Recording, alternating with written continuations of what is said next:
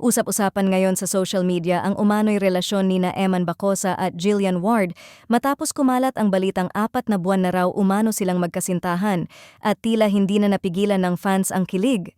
Ayon sa ilang netizens, matagal na raw napapansin ang pagiging malapit ng dalawa mula sa mga simpleng interactions hanggang sa mga sweet na gestures nila sa isa't isa tuwing magkasama sa taping at events.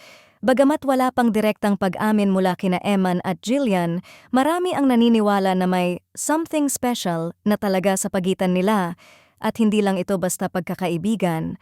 Mas lalo pang umugong ang isyu ng may mga fans na nagsabing consistent umano ang closeness ng dalawa sa loob ng nakaraang 4 na buwan.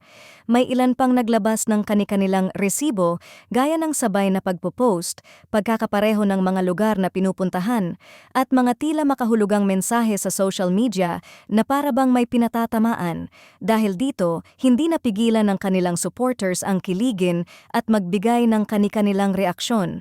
Kung totoo man, deserve nila ang isa't isa, saad ng isang fan.